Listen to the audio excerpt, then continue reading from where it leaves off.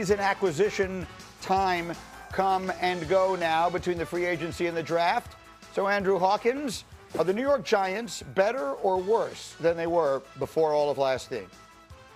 The New York Giants are exponentially better than they were a year ago. Even if they had only brought in John Harbaugh, they would be a much better football team than a year ago. Not to mention, they flipped their personality, the characteristics of their team. They bring in more firepower on that front seven, which is going to be very scary, a staple for John Harbaugh teams. Isaiah Likely in the offseason, Pat Ricard, you're looking at it here. They did great in the draft. I think this is going to be a football team that takes leaps and bounds steps forward than they were in the past season. Yeah, I think it was a relatively, as I was asking the question, I was thinking to myself, clearly they're better. Maybe I'd like to sort of reframe it to just how much better. They lost so many close games last year. Jackson Dart should get better. We saw the almost endless list of pieces they have accumulated, and I know you're concerned about the one that got out the door. Absolutely. The old Coach Parcells rule, which was evaluate an organization by the quality of players that leave your building. If you go back over the last few years from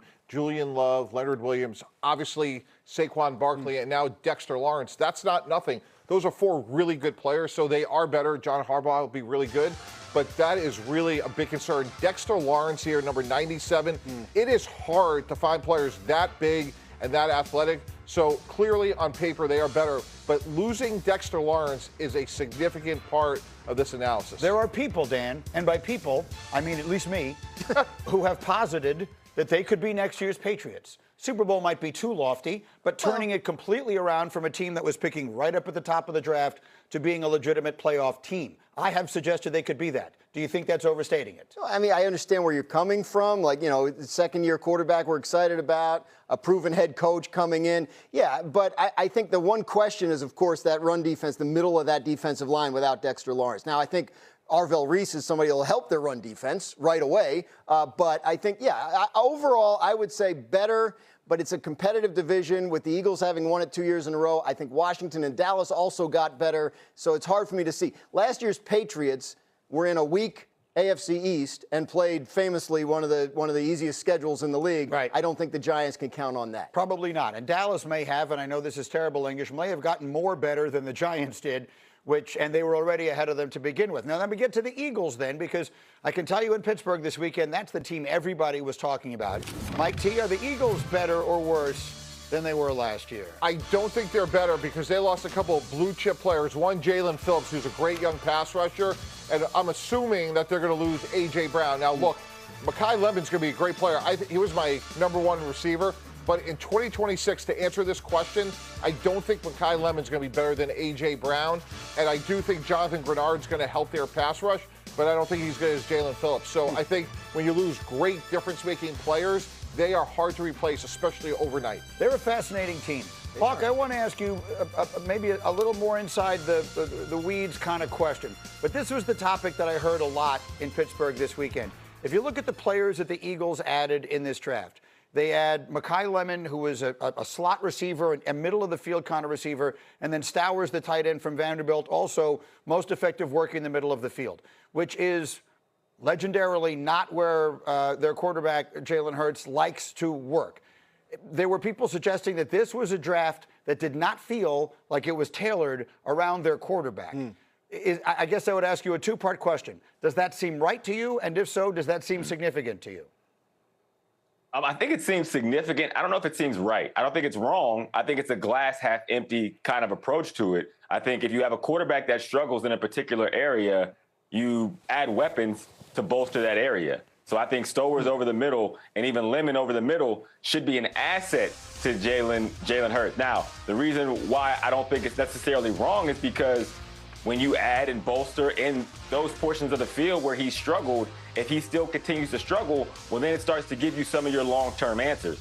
I think Jalen Hurts has a chance this year to take a step. Yes, it's another year of a new offensive coordinator.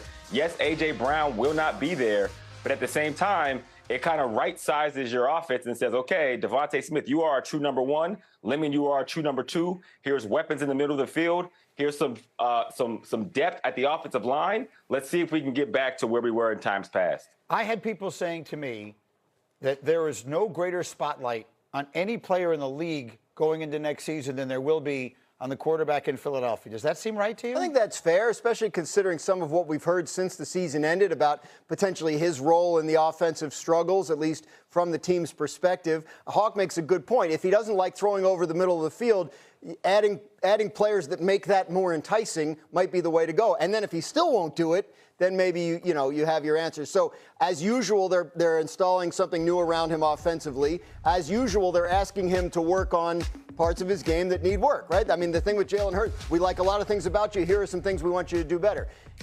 Throughout most of his career, he has done that. If he doesn't do it this year, then I think it's fair to wonder sort of how much longer he'll be there. The frustrating thing about quarterback evaluation is that people will use whatever they want to make whatever point they want to make. So when we have quarterbacks who put up gaudy stats and pass the eye test, people will say, yeah, but they never win any games. They never win any big games.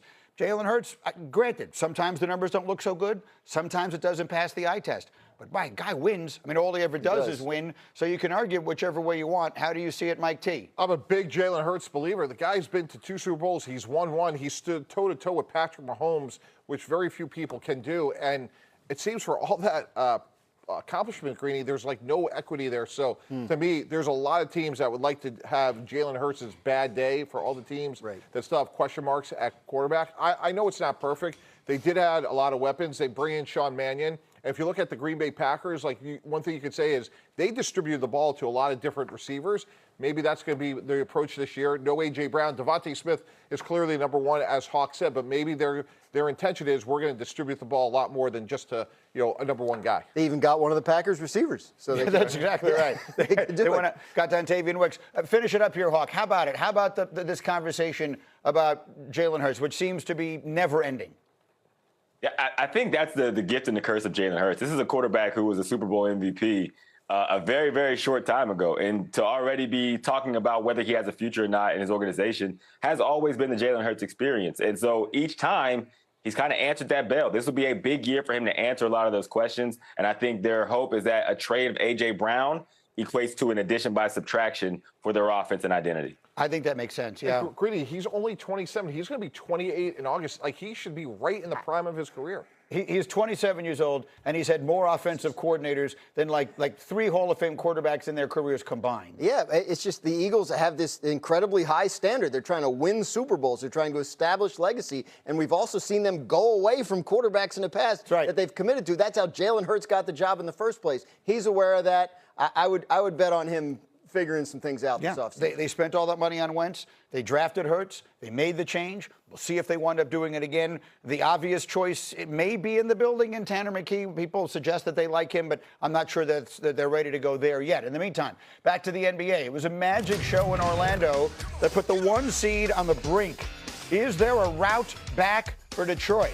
We have that plus the dunk of the year so far from that game. And check out everything else that's sliding into the station this morning. How the Cowboys may already be on their way to winning the East. The very latest on Kevin Durant. Will he play in a must-win Game 5? We're struggling. It's Get Up on ESPN.